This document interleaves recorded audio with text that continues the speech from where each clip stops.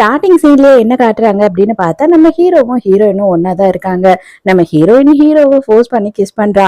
அப்பவும் ஹீரோ என்ன சொல்றானா, "இத பார், நீ இப்பதான் காலேஜ் படிச்சுக்கிட்டு இருக்க, இதெல்லாம் தப்பு. எதுக்காக நீ இப்படி நடந்துக்கிற? உனக்கு என்ன தேவைன்றதுக்காக இந்த மாதிரி நடந்துக்கிற?" அப்படின்னு சொல்லி கேக்குறான். ஆமாங்க, நம்ம ஹீரோயின் வந்து காலேஜ் இப்பதான் செகண்ட் இயர் படிச்சுட்டு இருக்கா. அதுவும் வந்து மெடிக்கல் காலேஜ்ல படிச்சுட்டு இருக்கா. இவளோட பேரு வந்து சூசன். இவ வந்து என்ன சொல்றா அப்படின்னா, "எனக்கு இப்போதைக்கு வேற வழி தெரியல. உங்க கூட நான் வந்துட்டு இருந்தேன் அப்படின்னா நீங்க ஹெல்ப் பண்ணுவீங்க அப்படின்னு நினைக்கிறேன். அதனாலதான் வந்துட்டு உங்களை சாட்டிஸ்ஃபை பண்றதுக்காக நான் வந்திருக்கேன்" அப்படின்னு சொல்றா. இவனுக்கு ஒண்ணுமே புரியல. "நான் உனக்கு ஹெல்ப் பண்ணணுமா? நான் எந்த வகையில உனக்கு ஹெல்ப் பண்ணணும்?" அப்படின்னு கேக்குறான். அது எல்லாத்தையும் நாளைக்கு காலையில உங்களுக்கு நான் சொல்றேன் அப்படின்னு சொல்றாளா. அப்பவும் ஹீரோக்கு மனசு கேட்க மாட்டுது. "இல்ல வேண்டாம், இது தப்பா இருக்கு, நான் கண்டிப்பா இதுக்கு ஒத்துக்க மாட்டேன்" அப்படின்னு சொல்றான். ஆனா ஹீரோயின் தான் வந்து ஹீரோவை ஃபோர்ஸ் பண்றா. அதோட மறுநாள் காலையில தான் காட்டுறாங்க. ஹீரோயின் உருண்டுகிட்டே வந்து கீழே விழுந்துடுறா. முட்டியெல்லாம் அடியே பட்டுடுது. அந்த அளவு தூங்கிட்டா போல. அப்ப உடனே வந்து ஹீரோ கேக்குறான், "இப்பவாது என்னன்னு சொல்லி நம்மளோட டீலிங்க முடிக்கிறியா?" அப்படின்னு கேட்கும்போது, "ஐயோ கண்டிப்பா அங்கிள், உங்களுக்காக தானே நானும் வெயிட் பண்ணிக்கிட்டு இருக்கேன்" அப்படின்னும் போது, "என்னது அங்கிளா? நான் உனக்கு அங்கிளா? நம்ம 2 பேரும் வந்து அந்த அளவுக்கு க்ளோஸ் எல்லாம் கிடையாது. நீ என்ன அங்கிள்னு கூப்பிடுற அளவுக்கு" அப்படின்னு சொல்லி திட்டுறான்.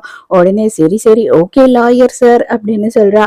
ஆமாங்க, நம்மளோட ஹீரோ வந்து ஒரு பெரிய லாயர். அப்பதான் ஹீரோயின் வந்துட்டு அவளோட பிரச்சனை என்ன அப்படின்றத சொல்ல வரா. "என்னோட தம்பி வந்துட்டு ஹாஸ்பிட்டல்ல படுத்த படுக்கையா கோமால இருக்கான். அவனுக்கு வந்து பயங்கரமான ஒரு அநியாயம் நடந்துருச்சு. ஆனா அவனோட சைடுல யாருமே நிக்கிறதுக்கு ஆள் இல்ல. தயவு செஞ்சு நீங்க தான் வந்து அவனோட கேஸ எடுத்து நடத்தணும்" அப்படின்னு சொல்லி கேக்குறா.